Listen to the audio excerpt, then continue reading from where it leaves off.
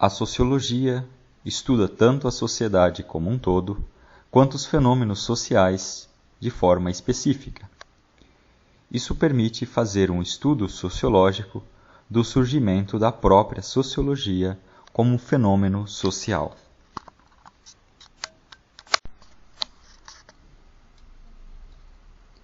Como ciência moderna, a sociologia é fruto de três grandes mudanças sociais, ocorridas a partir do século XVII e que influenciaram diretamente seu surgimento: a Revolução Científica, a Revolução Industrial e a Revolução Francesa.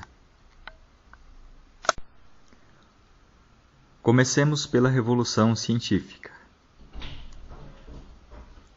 Consiste na afirmação do espírito de pesquisa e de investigação racional da realidade, baseado em uma concepção imanentista e naturalista do mundo, que rejeitava explicações transcendentais e sobrenaturais. Em outras palavras, a referência a Deus ou a autoridade dos grandes pensadores, como por exemplo de Aristóteles da Antiguidade, deixou de ser aceita como critério para a afirmação do que é verdadeiro. No lugar disso, assumiu-se que somente a observação direta dos fenômenos, principalmente naturais, e com teorias racionais e passíveis de discussão e verificação empírica, seria possível conhecer o mundo e obter uma compreensão suficiente dele. Os três grandes nomes iniciais dessa mudança na maneira de perceber as coisas e entender o mundo foram o francês René Descartes, de 1596 a 1960, o inglês Francis Bacon, 1561 a 1626, e o italiano Galileu Galilei, 1564 a 1642. Francis Bacon afirmava no livro Novum Organum, de 1620, que apenas afirmações baseadas em observações empíricas eram aceitáveis como verdadeiras. Aquilo que não proviesse, de alguma forma, da observação direta, não era verdadeiro. Além disso, as afirmações deviam ser postas à prova por meio de experimentos empíricos. Ao mesmo tempo, ele criticou o que chamou de ídolos, isto é, os hábitos de pensamento e os preconceitos que impediam o conhecimento da realidade. A tendência é generalizar com base nos casos favoráveis: ídolos da tribo, a pressão dos costumes e dos hábitos, ídolos da caverna, os maus usos da linguagem, ídolos do fórum, e a pressão da autoridade, ídolo do teatro. Galileu, nos livros O Mensageiro das Estrelas, de 1610, e Diálogos sobre os dois principais sistemas do mundo, de 1630, demonstrou inúmeras descobertas científicas por meio da conjugação de hipóteses bem elaboradas e de experimentos empíricos. Ele afirmava que a linguagem da natureza era a linguagem da matemática, permitindo o estudo da realidade com métodos quantitativos e objetivos, necessários à ciência moderna. René Descartes, autor do Discurso sobre o Método de 1637, é considerado o fundador da filosofia moderna. Para ele, cada indivíduo deve obter a verdade por meio do exame racional das afirmações, recusando a mera autoridade como argumento de correção. Não mais bastava que um pensador de grande reputação tivesse afirmado algo para que se aceitasse isso como verdade. Era necessário que tal afirmação fosse submetida à crítica e à avaliação individual por outros pensadores e pesquisadores.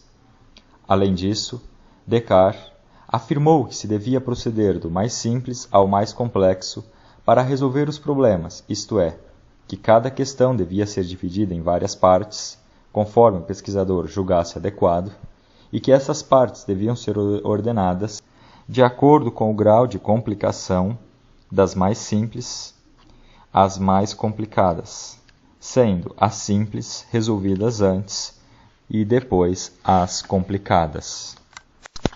Esses três pensadores criaram filosofias que não eram necessariamente compatíveis entre si, mas que, aos poucos, puseram fim à concepção medieval teológica e mágica de pensar a organização social com base nessas ideias.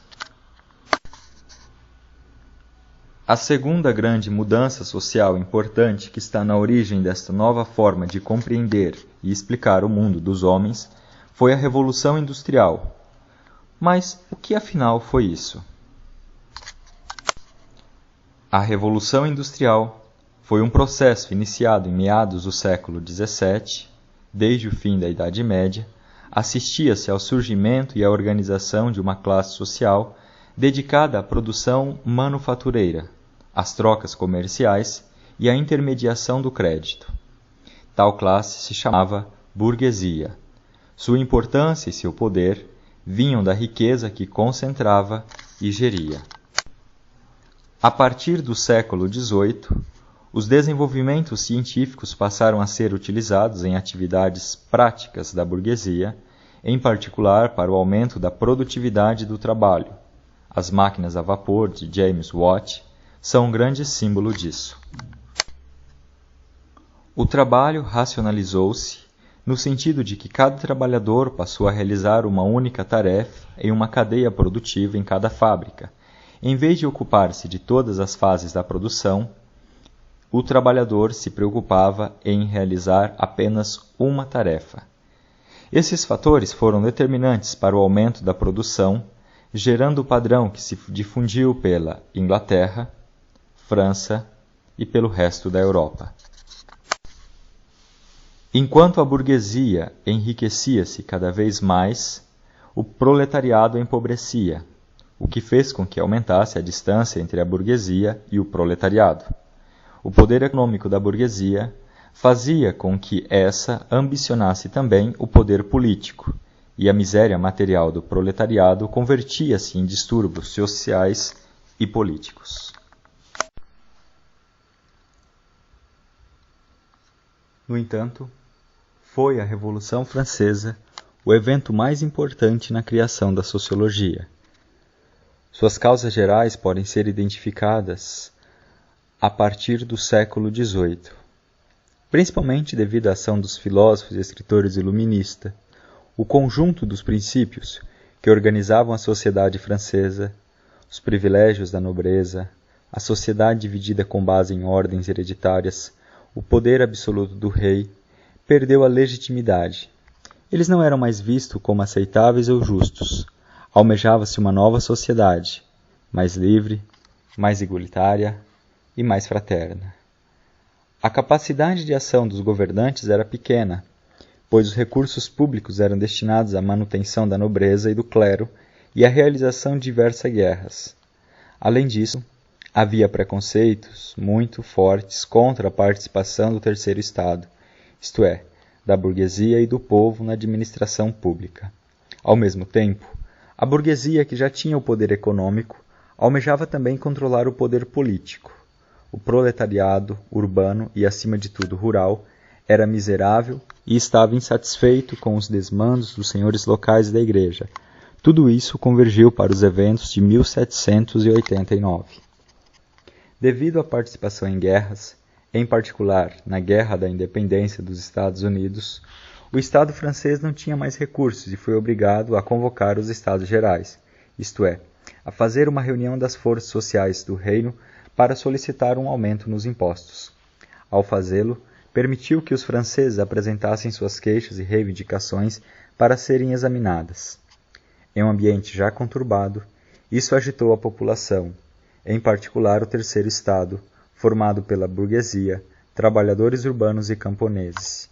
Em 1789, ao reunirem-se os Estados Gerais, o terceiro Estado recusou-se a seguir os procedimentos tradicionais, voto por Estado, e a tratar dos temas propostos pelo governo, decidindo em seu lugar discutir as reformas políticas e sociais que julgavam necessárias. As profundas e rápidas mudanças sociais ocorridas antes, durante e após a Revolução Francesa levaram os pensadores e os políticos europeus a refletirem sobre a realidade social em que viviam. Essa reflexão deu origem à sociologia. É nesse contexto de revoluções que nós podemos compreender o surgimento da sociologia. Ela se fez necessária justamente para compreender o novo processo social, o novo processo político e o novo processo econômico e cultural. Nessa perspectiva é que se insere os clássicos da sociologia, Émile Durkheim, Karl Marx e Max Weber. Na perspectiva de Durkheim, a sociedade se opõe aos indivíduos de forma sui generis, formando uma força complexa que coage as ações individuais. A consciência coletiva, segundo Durkheim, afirma a existência também de uma consciência individual, caracterizada pela personalidade e pela distinção entre os indivíduos. Já Max Weber encara a sociedade de uma forma pessimista. Ele acredita que o mundo já não é mais encantado. O ser humano se decepcionou, o sagrado, o mágico já não domina. Nós vivemos agora no mundo burocrático, dominado pela técnica e pela ciência. Marx acreditava que a sociedade era resultado, no caso da sociedade moderna, do capitalismo, que seria superado pelo próprio comunismo. Segundo Marx, no seio do capitalismo há algo que coloca o próprio sistema em contradição, que é a exploração de uma classe sobre a outra. Deste ponto de vista, o comunismo para Marx representa de forma igualitária o domínio do homem sobre o homem, ou melhor, o não domínio do homem sobre o homem. Na perspectiva de Durkheim, a educação se insere como a ação exercida pelas gerações adultas sobre as gerações mais jovens, que não se encontram ainda preparadas para a vida social. A educação tem por objeto suscitar e desenvolver na criança certo número de estados físicos, intelectuais e morais reclamados pela sociedade política no seu conjunto e pelo meio moral a que a criança particularmente se destina. Marx já pensa a educação do ponto de vista da consciência de classe. Ela seria uma forma de se romper com a alienação do trabalhador, provocada pela divisão do trabalho na fábrica com a passividade do trabalhador frente à ideologia da classe dominante. Max Weber pensa a educação na medida em que racionaliza a sociedade historicamente, sendo a educação um fator a mais de estratificação social, uma forma de distinção, uma forma de se obter honras, poder e dinheiro.